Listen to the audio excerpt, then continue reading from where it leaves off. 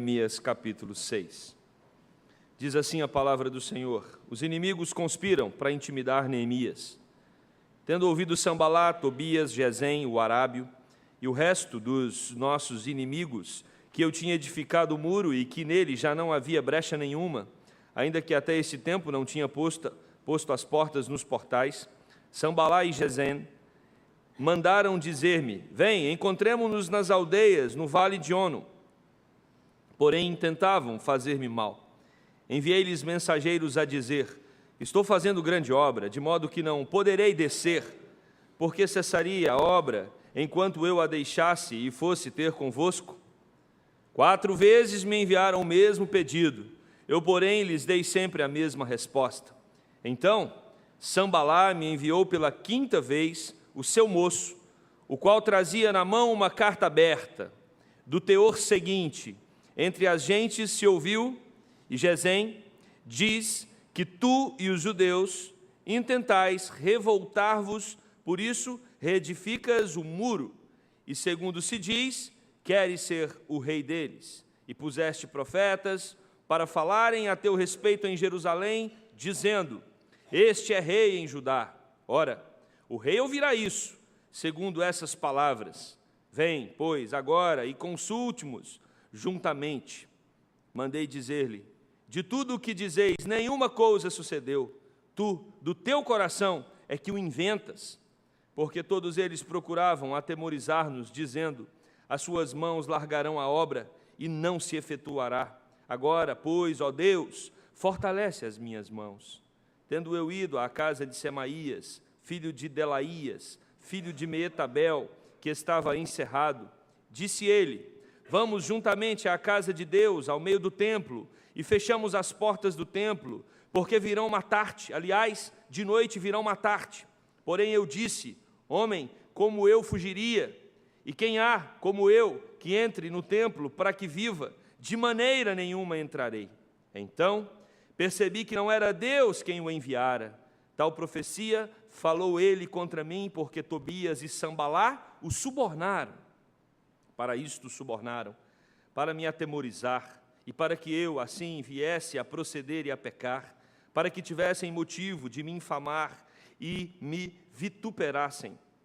Lembra-te, meu Deus, de Tobias e de Sambalá, no tocante a estas suas obras, e também da profetisa Noádia, e dos mais profetas que procuraram atemorizar-me.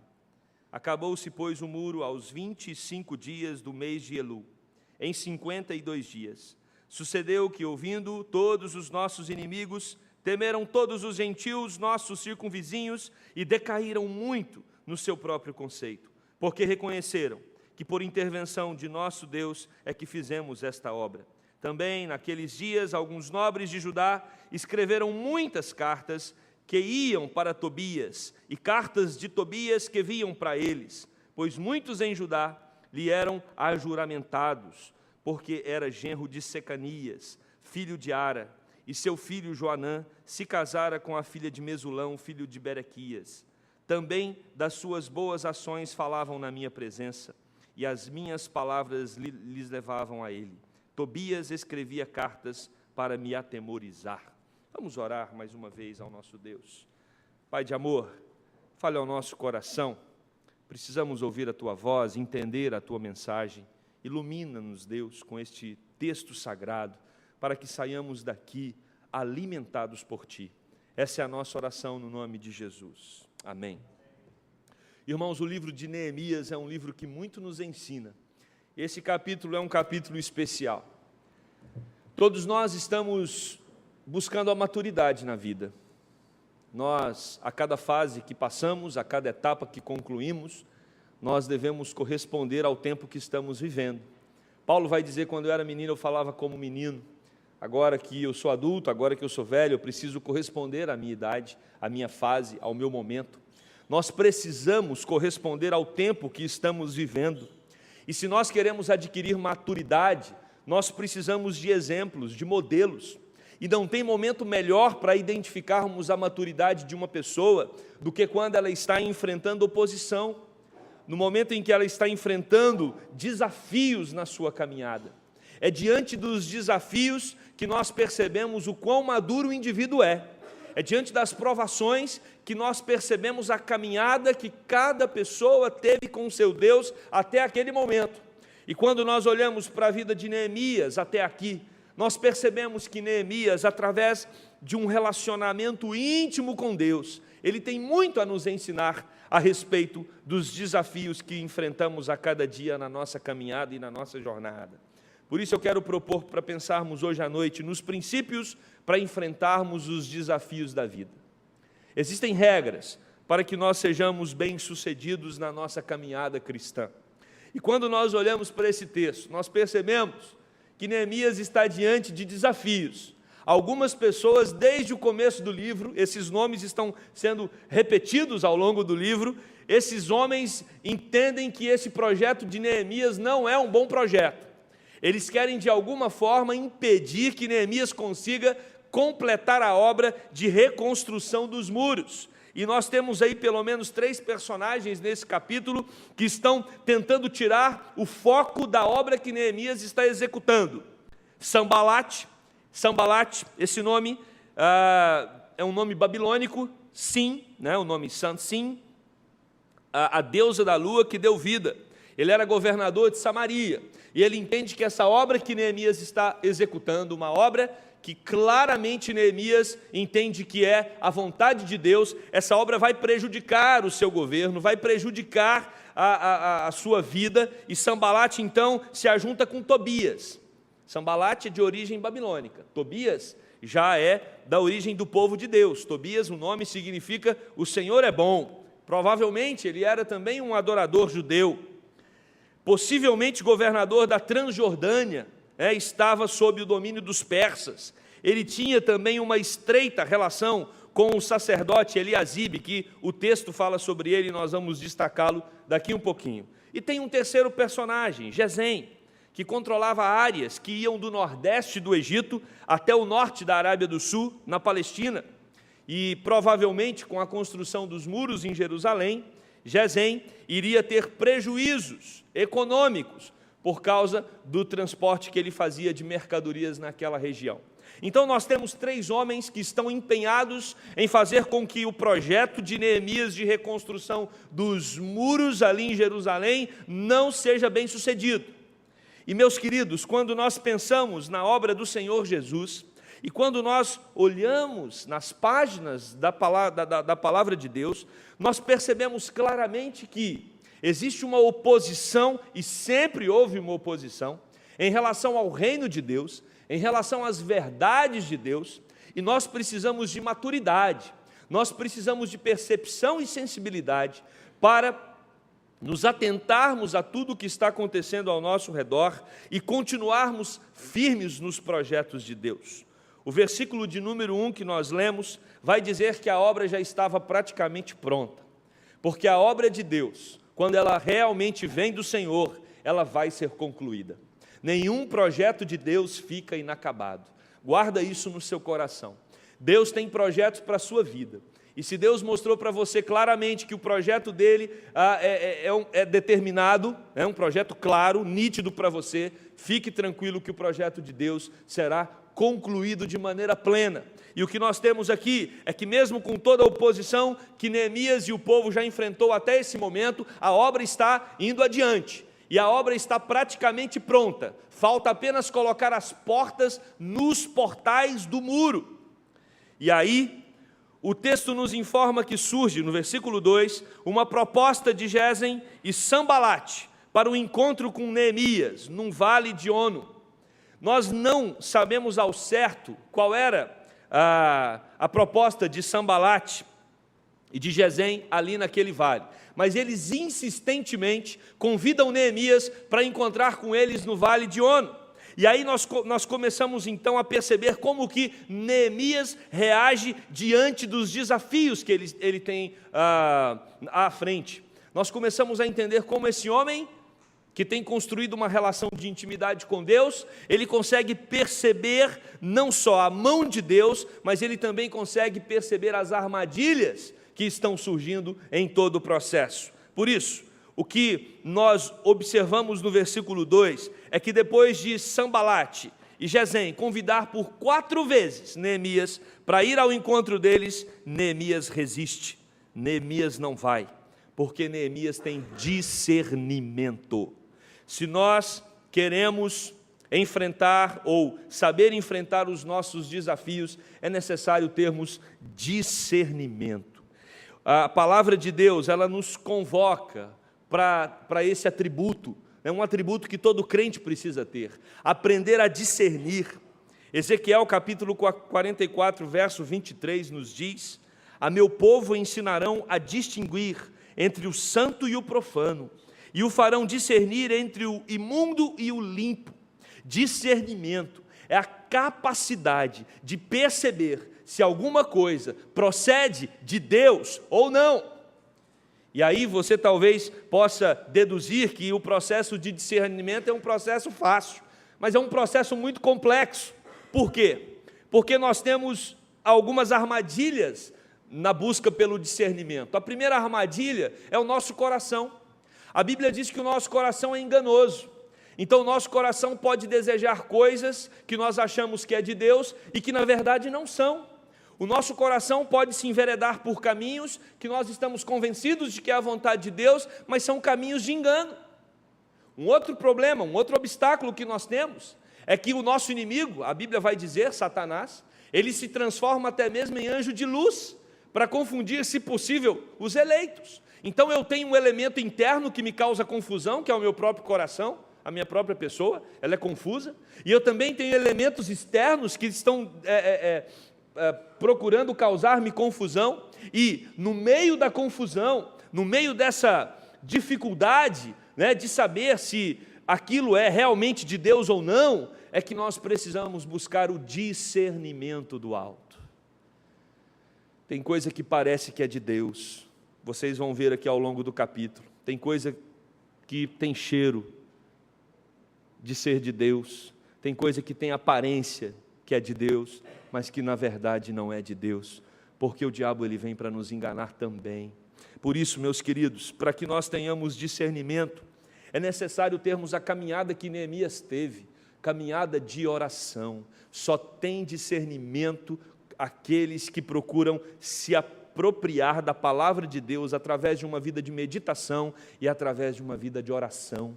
O discernimento ele é fruto da intimidade com Deus. Você não terá discernimento se não tiver uma vida em comunhão com Deus. O discernimento é resultado dessa intimidade com Deus, porque se o nosso coração é enganoso e se nós temos inimigos tentando nos enganar, nós precisamos de uma mente lúcida para nos ajudar. E essa mente lúcida é o Espírito Santo de Deus que habita em nossos corações. É Ele que vai nos fazer entender se aquilo é uma grande armadilha para a nossa vida ou não. Discernimento, Hebreus também, capítulo 5, verso 14, o autor vai dizer: mas o alimento sólido é para os adultos, para aqueles que, pela prática, têm as suas faculdades exercitadas para discernir não somente o bem, mas também o mal. Discernimento, de acordo com o autor do livro de Hebreus, é resultado de maturidade cristã. Maturidade cristã.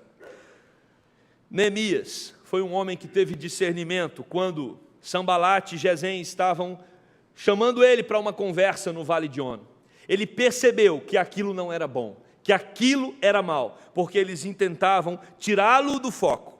E o versículo 3 nos mostra isso. Neemias sabia que ele tinha um projeto. Deus deu para ele uma missão muito clara, muito definida. E o texto vai nos dizer que Neemias não iria deixar de fazer o trabalho que Deus havia lhe dado para ir até aquele campo, conversar com esses 2 homens, porque isso iria tirá-lo do foco.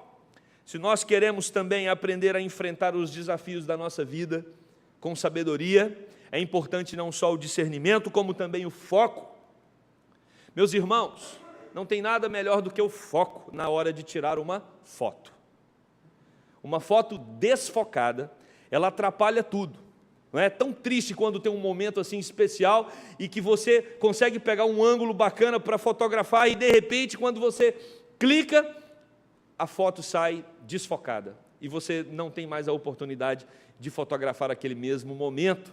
O foco é muito importante, nós precisamos estar atentos na nossa vida, precisamos entender qual é o projeto de Deus para mim com clareza. O que eu estou fazendo aqui na terra? O que eu estou fazendo na minha vida? O que Deus tem para mim? Será que todos que estão aqui hoje à noite estão convictos de que na sua jornada, na sua caminhada, está claro que é o projeto de Deus aquilo que vocês estão executando? Aquilo que vocês estão optando por desenvolver na caminhada? Neemias sabia muito bem que Deus tinha um projeto para ele, e ele não iria se desviar desse projeto porque ele estava focado. Jesus Cristo nos ensina em Lucas 9, versículo 62, quem põe a mão no arado não pode olhar para trás. Igreja Presbiteriana da Gávea está aqui há 50 anos nesse lugar, e ela precisa manter o seu foco, ela precisa continuar olhando para o autor e o consumador da fé. Igreja sadia é igreja que olha para Jesus. Igreja sadia é igreja que obedece a Jesus. Igreja sadia é igreja que não se perde nas questões menores e periféricas, mas é uma igreja que se enche da palavra de Jesus. E para que isso aconteça, é importante que cada membro desenvolva a sua intimidade com Jesus e faça da sua vida uma vida focada em Jesus. Não existe igreja focada em Jesus enquanto cada membro não decide também focar a sua vida em Jesus Cristo. Esse é o nosso alvo, esse é o nosso projeto. E nós precisamos ter discernimento, porque existem muitas vozes tentando nos tirar do foco. Existem muitos valores tentando nos chamar a atenção. Às vezes nós nos envolvemos com questões que são periféricas e damos para essas questões uma importância desproporcional, um valor que não deveríamos dar. O valor da nossa vida é Jesus e precisamos manter o foco. Não é a sua família, não é o seu emprego, não são os seus filhos, não é o seu estudo, não são os seus sonhos, nada disso pode ser o seu principal foco, porque Jesus é o nosso principal foco, e através da nossa relação com Cristo, todos esses outros focos serão regulados de maneira adequada. A partir de Jesus Cristo, eu vou amar os meus filhos adequadamente. A partir de Jesus Cristo, eu vou cuidar da minha família. A partir de Jesus Cristo, eu vou ter uma vida profissional adequada. Tudo é a partir de Jesus Cristo. É primeiro Jesus e depois todas as outras coisas. Ou não foi isso que o próprio Jesus nos ensinou? Buscar em primeiro lugar o reino de Deus e a sua justiça, e todas as outras coisas vos serão acrescentadas. Neemias nos mostra claramente que ele está focado. E o versículo de número 4 vai dizer que eles pediram, tanto Sambalate quanto Gesem, pediram 4 vezes para que Neemias fosse até aquele lugar. Olha a insistência. Neemias, vamos nos encontrar no Vale de Ono. Neemias, vamos nos encontrar, vamos nos encontrar, vamos nos encontrar. E o texto nos diz que por 4 vezes Neemias não foi, porque Neemias não cedeu à pressão. Nós, como cristãos, quando saímos desse lugar, enfrentamos o nosso dia a dia, quantas pressões nós sofremos para negarmos a nossa fé, quantos desafios nós temos para tornar Cristo menor em nosso coração. Nós precisamos nos atentar a isso, irmãos, e resistir à pressão, porque uma outra característica de alguém que deseja vencer os seus desafios com sabedoria é ter resistência às pressões. De um lado você tem a palavra de Deus, do outro lado você tem questões que vão contra a palavra de Deus. E parece às vezes que essas questões que vão contra a palavra de Deus, elas são atraentes, elas nos chamam a atenção. O que Neemias nos ensina é: fique firme com a palavra de Deus, não ceda às pressões, não ceda às pressões. Às vezes no seu trabalho vai lhe aparecer uma proposta fantástica, mas que você vai ter que colocar em xeque a sua ética cristã. Não aceite essa proposta, não ceda à pressão, resista. Somos um povo resistente, e é por isso que esse povo marcha há 2000 anos. Estamos há 2000 anos como cristãos, espalhados pela terra, resistindo às pressões que muitas vezes nos cercam. Homens e mulheres deram as suas vidas ao longo dessa história. Nós estamos nos 500 anos da Reforma Protestante. Quanta pressão para que a reforma não acontecesse. Mas a reforma aconteceu, e não só ela, como vários outros momentos importantes da história, onde os cristãos não cederam às pressões contrárias. Moisés sofreu muita pressão enquanto guiava o povo pelo deserto. Jesus Cristo no Getsêmani sofreu uma pressão ao ponto de transpirar gotas de sangue. Os discípulos de Jesus, praticamente todos eles, foram torturados e morreram por Jesus, mas eles não cederam às pressões. Nós precisamos ser resistentes como Neemias foi. Se nós queremos enfrentar os desafios da nossa vida com sabedoria, é importante também aprendermos com Neemias a estarmos vinculados com a verdade. Havia uma falsa acusação de que o muro estava sendo construído para provocar uma revolta. Neemias queria ser rei. Falsos profetas foram contratados para espalhar essa notícia. E eles ameaçaram. Esses opositores de Neemias ameaçaram entregá-lo ao rei. E disseram: Neemias, você está fazendo isso por um projeto de poder. Mas Neemias estava firme em Deus. E ele disse: é mentira o que vocês estão falando. Neemias estava fincado na verdade. Se existe algum ponto na sua vida que não está fincado na verdade, se tem algo na sua vida que você precisa manter a mentira para sustentar aquilo, Deus não está nesse projeto. Nenhum projeto fundamentado na mentira pode ser chancelado como sendo um projeto de Deus, porque Deus trabalha sempre com a verdade. Mas Neemias nos mostra também que se nós queremos vencer os desafios da nossa vida, é importante termos Deus como sendo o nosso refúgio. O versículo de número 9 nos ensina exatamente isso. Neemias estava certo de que Deus iria fortalecer as suas mãos. Diz assim: porque todos eles procuravam atemorizar-nos, ou seja, eles queriam provocar temor em Neemias, dizendo: as tuas mãos largarão a obra, ou seja, Neemias, você não vai conseguir concluir essa obra. Agora, pois, ó Deus, fortalece as minhas mãos. Neemias tem Deus como refúgio. Vai chegar um momento na nossa caminhada cristã que a gente vai querer desistir, a gente vai cansar. Às vezes as pressões são tão grandes, às vezes as pedras no nosso caminho são pedras que a gente olha para o tamanho delas e diz: não consigo remover essa pedra. Às vezes temos provações, tentações, lutas que a gente se abate. E é nesse momento que a gente tem que olhar para a vida de Neemias e fazer a mesma oração que Neemias. Deus, nos fortalece, porque Deus conhece a nossa fragilidade, e você não precisa se fazer de forte. Você não precisa se alimentar de um engano, achando que você consegue atravessar todos os problemas. Não há essa necessidade. Reconheça a sua fragilidade e recorra a Deus, porque Deus está pronto para te fortalecer. Neemias sabia que ele era um ser frágil, um homem frágil, e por isso ele procura refúgio no Senhor, assim como o salmista, no capítulo 9, versículo 9, quando ele escreve: o Senhor é também alto refúgio para o oprimido, refúgio nas horas de tribulação. Se você está diante de uma situação e não tem enxergado a saída para o seu problema, Deus, Ele tem a saída. Busque refúgio no Senhor. Deus, Ele vai trazer luz quando você não conseguir enxergar com clareza a vontade dEle para você. E é isso que Neemias faz. Ele pede forças para Deus.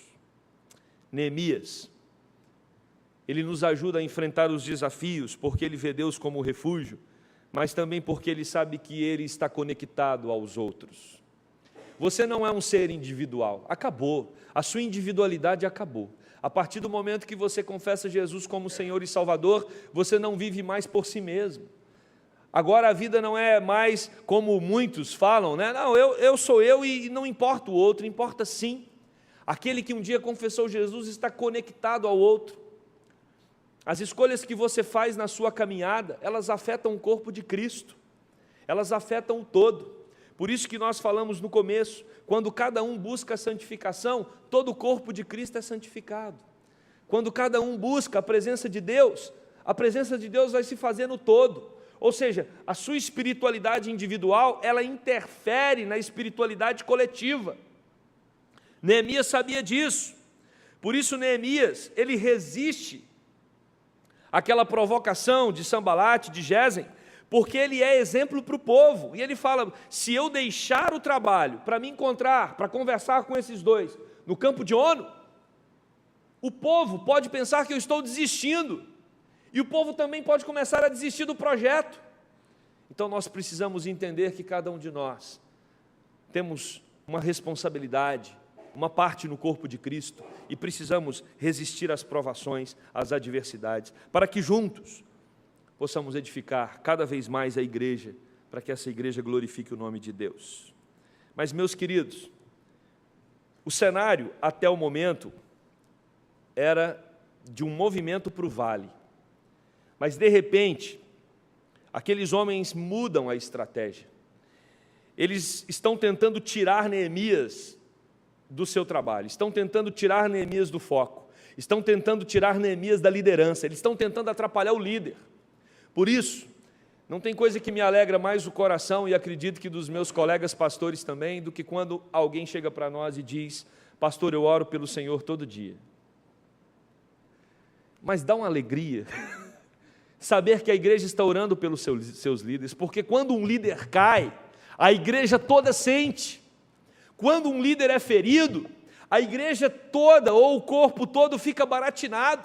E Sambalate e Gesem sabem disso. Se eles conseguirem desestabilizar Neemias, todo o projeto será afetado. Ore pela sua liderança, ore pelos seus pastores, ore pelos seus presbíteros, seus diáconos, seus líderes de departamento, porque uma vez que você tem alguém que está numa posição de liderança, e se essa pessoa é afetada por algum problema, o efeito vai ser muito grande em relação a todos aqueles que estão no trabalho com esse líder. Por isso, uma vez que Sambalate e Gesem percebem que não vão conseguir remover Neemias para o vale, eles mudam a estratégia. Eles subornam um sacerdote, para que esse sacerdote remova Neemias para dentro do templo. Irmãos, olha que impressionante. O sacerdote Semaías convida Neemias para um movimento para o templo, diz para ele, Neemias, olha que discurso sedutor. Neemias, os seus inimigos vão te matar, Neemias. Os seus inimigos estão de olho em você, mas eu tenho o escape, eu tenho a saída, eu sou sacerdote, vamos para o templo. Vamos entrar no templo, nós trancamos as portas e você será protegido, Neemias. Deus está te dando essa saída, essa orientação, e Neemias está ouvindo isso da boca de um sacerdote, de um líder espiritual. Muito cuidado, meus irmãos. Por isso que nós precisamos de discernimento, como os crentes de Bereia tinham discernimento. Porque o que esse sacerdote está fazendo é tirando Neemias de um projeto de Deus. A proposta era desviá-lo do foco, e ele oferece a casa de Deus. Ele, como sacerdote, podia entrar no meio do templo, mas Neemias não, porque o acesso até o interior do templo era permitido apenas ao sacerdote. Olha a percepção, o discernimento e a sagacidade de Neemias. Neemias entende que aquilo é uma armadilha, porque há uma lei de Deus dizendo que a pessoa que não era sacerdote não podia entrar no meio do templo. E como agora pode esse sacerdote dizer que ele quer salvar Neemias, levando Neemias para dentro do templo, se Neemias não pode entrar no templo? Por isso Neemias responde no versículo 11, eu não vou fugir para o templo, eu tenho um papel de referência, eu sou modelo desse povo, se eu sair agora, esse povo vai ficar sem alguém para orientá-los na obra. E aí, meus irmãos, Neemias percebe que aquilo é uma armadilha, versículo de número 12, olha o que diz o texto, então percebi que não era Deus quem o enviara, tal profecia falou ele contra mim, porque Tobias e Sambalá o subornaram. Um sacerdote subornado para tirar Neemias da missão que Deus havia colocado no coração dele. Isso nos ensina muita coisa. Poderíamos ficar aqui um longo tempo pensando a respeito desse texto. Basicamente, quando Sambalate e Gesem convida Neemias para ir para o campo de Ono, é uma maneira, é uma estratégia externa para tirar Neemias do foco, para concluir a obra de Deus. Mas quando a gente chega nesse segundo bloco, quando você tem um sacerdote, Semaías, você percebe que às vezes o problema está dentro e não fora. Nós podemos desviar de Cristo, não só por meio dos atrativos externos do mundo, mas nós podemos nos desviar de Cristo até mesmo utilizando elementos que estão dentro da igreja. Utilizando coisas que foram feitas por Deus e para a glória de Deus. Muito cuidado. Muito cuidado com a religiosidade que você está desenvolvendo, ou com a espiritualidade que você está construindo. Porque às vezes nós valorizamos mais coisas espirituais do que o próprio Deus. Às vezes nós amamos e nós nos interessamos mais pelas coisas de Deus do que pelo próprio Deus.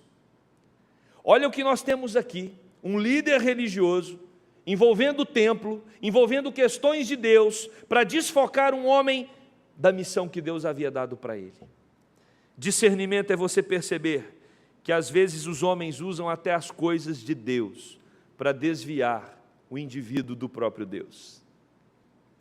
Jesus Cristo mostrou isso com muita clareza. Quando você tinha ali uma geração de religiosos que se importavam mais com a lei de Deus do que com Deus. Nós temos que amar a lei de Deus, mas a lei de Deus não é o nosso Deus. A lei de Deus não é o nosso Deus. E a liderança religiosa da época de Jesus tratava a lei de Deus como se fosse o próprio Deus. Eles amavam mais a lei de Deus do que a Deus. E nós não podemos amar nada do que é de Deus mais do que a Deus. Fazemos sim, trabalhamos sim, nos envolvemos com as coisas de Deus sim, mas não como alvo principal. Pelo contrário, como consequência do amor que nós temos para com Deus. É assim que Deus quer que nós tenhamos um relacionamento com Ele. E Neemias, ele entende, ele percebe, pelo discernimento que Deus lhe havia dado, de que ele estava ali tentando ser enganado por um sacerdote, um falso profeta, que havia sido subornado pelos seus inimigos. E aí, meus irmãos, quando nós nos aproximamos do final do texto, nós percebemos que Neemias, ele confia no justo juiz. Se nós queremos vencer os desafios da nossa vida, e às vezes percebemos que estamos sendo injustiçados, ou estamos ficando no prejuízo, ou tem pessoas tentando infernizar a nossa vida, não só pessoas, mas sistemas, outras questões tantas, que tentam roubar a nossa paz, que tentam fazer-nos desfocar do propósito para o qual Deus nos chamou. É importante nós nos lembrarmos de que existe um juiz supremo. E Neemias, ele confia nesse juiz, como nos informa o versículo de número 14. Ele sabe que é Deus quem vai julgar cada um daqueles homens. Lembra-te, meu Deus, de Tobias e de Sambalá, no tocante a estas suas obras, e também da profetisa Noádia, e dos mais profetas que procuraram atemorizar-me. Não se preocupe, o justo juiz, aquele que consegue julgar todas as causas com equidade, ele toma a sua causa nas mãos dele, e ele faz justiça. Deus é o grande Rei, Senhor, soberano Deus, o único que julga com equidade. Não se preocupe, os seus filhos serão protegidos, amparados, sustentados, e os inimigos dos seus filhos cairão e serão julgados por Deus. É isso que Neemias quer nos deixar claro aqui. Entregue os seus adversários a Deus e continue o trabalho. Não faça justiça com as próprias mãos. Entregue os seus adversários a Deus e continue o trabalho. O texto vai terminar dizendo que o muro ficou pronto em 52 dias. Irmãos, humanamente impossível, 52 dias. O muro estava pronto. E sabe qual foi a reação dos inimigos? Eles temeram, porque eles ficaram assombrados com o poder de Deus. Deus quer realizar grandes coisas na sua vida. Deus quer fazer com que você seja luz no meio das trevas. Deus quer que você seja um diferencial lá no ambiente onde você está inserido. E não se preocupe, não é a sua luz que tem que brilhar, não é a sua reputação que está em jogo. Quem tem que brilhar é a luz de Cristo. E às vezes você está enfrentando um momento difícil, está difícil testemunhar Jesus. Não se preocupe, permaneça firme. Parece que estão muitos conspirando contra você. Não se preocupe, permaneça firme, porque você há de testemunhar Jesus Cristo no ambiente onde você está, e eles temerão, porque Deus é o Deus que faz coisas maravilhosas e grandiosas para impressionar aqueles que estão contra Ele. E o versículo 16 vai dizer exatamente isso. Todos os povos vizinhos estavam assombrados com o poder de Deus. Deus usou Neemias e todo aquele povo para reconstruir os muros de Jerusalém em apenas 52 dias. Mas é interessante que o texto termina dizendo: as pessoas ficaram assombradas com o poder de Deus, mas elas não pararam de conspirar contra Neemias. Deus tem um projeto para a igreja, e o projeto de Deus é fazer com que levemos a mensagem do Evangelho, dando um bom testemunho, vivendo para a glória dEle, tendo discernimento, focados, preparados, amadurecidos. Por isso precisamos de intimidade com a palavra e uma vida de oração. Mas não pense que no caminho pessoas não vão tentar desfocar você. Firme-se em Deus e continue a sua jornada. Firme-se em Deus e continue o trabalho. Firme-se em Deus e continue desenvolvendo a sua maturidade. Para quê? Para que, assim como aconteceu naquela época, o nome de Cristo, o nome de Deus, seja glorificado através de você, porque foi para isso que você foi criado, foi para isso que você foi chamado, glorificar o nome de Deus, e que o Santo Espírito dele nos capacite nesse processo, nos ajude a vivermos para a sua honra e para a sua glória. Amém. Que Deus nos abençoe. Convido você a curvar a sua cabeça, vamos orar mais uma vez.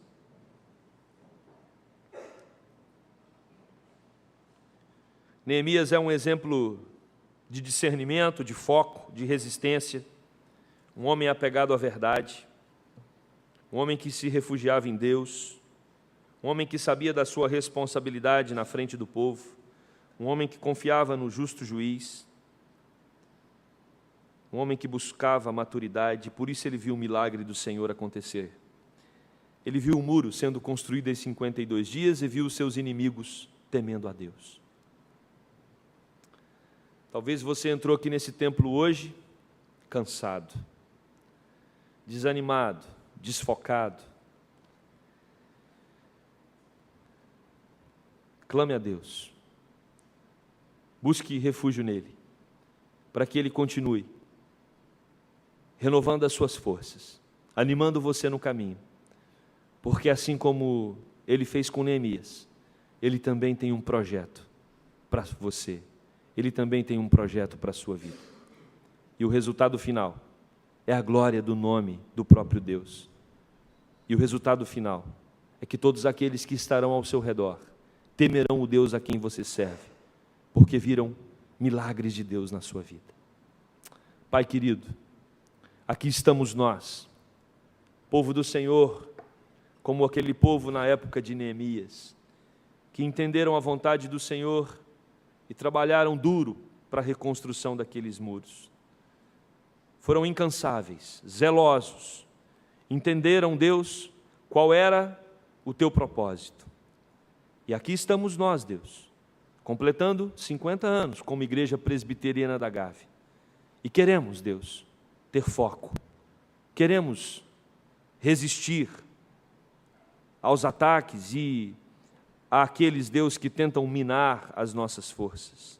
Estamos aqui, Senhor, prontos para continuar a Tua obra, levando propagando, anunciando o nome de Jesus como um nome que é capaz de transformar qualquer realidade. Nos renove, Deus, nos fortaleça, nos anime, para que possamos, como igreja, continuar falando do Teu grande amor. Sustenta cada um dos meus irmãos, sustenta a liderança dessa igreja, ó Senhor, para que possamos ter discernimento, para que possamos, Deus, estar atentos aos problemas que nos cercam, àqueles que tentam nos desfocar, para que possamos, Senhor, ter percepção do alto, e desta forma, então, Senhor, continuarmos a Tua obra com zelo, assim como Neemias. Ó Deus, não permita que as questões religiosas, às vezes, Deus, questões que são do Teu interesse, sejam utilizadas para nos fazer desviar do propósito central, que é viver para a Tua honra e Tua glória. Que tudo o que falamos, tudo o que fazemos, tudo o que pensamos, seja para a Tua honra, glória e louvor. Oramos no nome de Jesus Cristo. Amém.